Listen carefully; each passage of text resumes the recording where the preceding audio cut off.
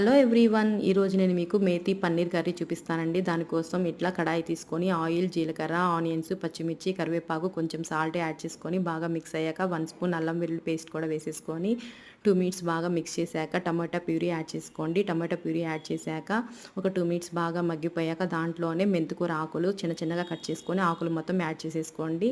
ఆకులు యాడ్ చేశాక ఒక 5 to 10 మినిట్స్ బాగా ఉడకనివ్వండి. మెంతికూర బాగా ఉడికిపోయాక అందులో టేస్ట్కి సరిపడా కారము, పసుపు యాడ్ చేసేసుకొని ముందుగా ఫ్రై చేసి పెట్టుకున్న పన్నీర్ పీసెస్ని కూడా యాడ్ చేసేసుకొని అందులోనే కొంచెం నువ్వులు, గసగసాలు, క్యాషూ నట్స్ వేసుకొని బాగా బ్లెండ్ చేసుకొని పేస్ట్ లాగా వేసేసుకోండి. ఆ పేస్ట్ వేయటం వల్ల కర్రీ అనేది క్రీమీ టెక్స్చర్ వస్తుంది.